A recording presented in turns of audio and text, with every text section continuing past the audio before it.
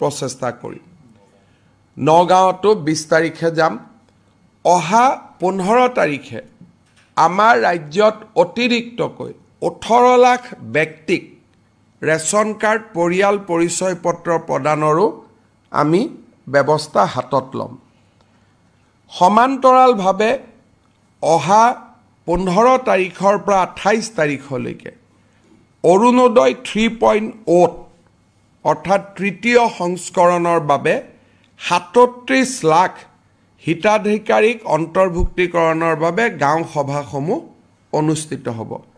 মই যিসকল ৰাইজে অৰুণোদয় আঁচনি বিচাৰে তেওঁলোকক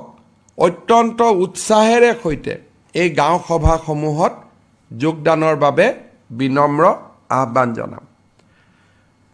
19 আমাৰ প্ৰায় 22 তাৰিখলৈকে 12 দিন 23 তাৰিখলৈকে কাৰ্যসূচী চলিব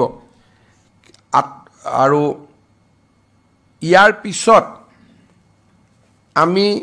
অৰুণোদয় সপ্তাহ 15 পৰা 28 তাৰিখলৈকে আমি চলাই যাম বা গাঁও সভা চলাই যাম যাতে আমি হিতাধিকাৰীসকলৰ নিৰ্বাচনৰ প্ৰক্ৰিয়া এখোজ আগুৱাই লৈ যাব পাৰোঁ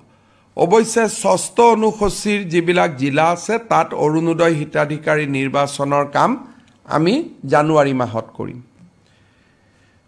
16, 17, 18 তাৰিখ তিনিটা দিন মই অসম আৰু ভাৰতত নাথাকিম ভূটানৰ ৰজাই তেওঁলোকৰ ভূটানৰ নেশ্যনেল ডেট এইবাৰ উপস্থিত থকাৰ বাবে মোক নিমন্ত্ৰণ কৰিছে আৰু সেইবাবে অহা 17 তাৰিখে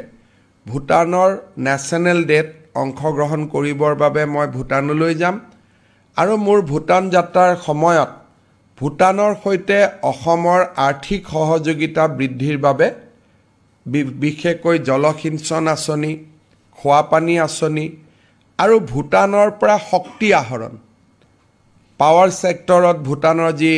হাইডেল পাৱাৰ আছে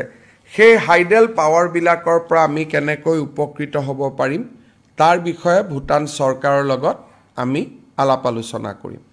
আপোনালোকে যদি কিবা সুধিব বিচাৰে সুধিব পাৰে আজিৰ পৰা মৌজাদাৰী ব্যৱস্থাটো আমি শক্তিশালী কৰি দিলোঁ যে আগত যেনেকৈ মৌজাদাৰসকলে টকা লৈ থাকিছিল খাজানা লৈ থাকিছিল 30% তেওঁলোকে কমিশ্যন লয় 70% চৰকাৰক জমা দিয়ে পুৰণা ব্যৱস্থালৈ আজিৰ পৰা আমি আকৌ ঘূৰি গ'লোঁ কিন্তু সমান্তৰালভাৱে কোনোবাই যদি ডিজিটেলিও পেমেন্ট কৰে তথাপিতো 30% কমিশ্যন মৌজাদাৰসকলে পাই থাকিব আৰু কবাত তহচিলদাৰ আছে তহচিলদাৰতো 100% চৰকাৰক খাজানা দিব লাগে মোটামুটি আমি খাজানা সংগ্ৰহৰ পুৰণা নীতিটোলৈকেও গ'লোঁ আৰু ডিষ্টেন্সত থকা লোকৰ সুবিধাৰ কাৰণে ই খাজানাটো ৰাখিলোঁ দুইটা আমি মুকলি কৰি ৰাখিলোঁ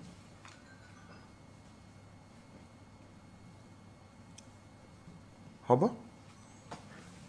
ঠিক আছে ধন্যবাদ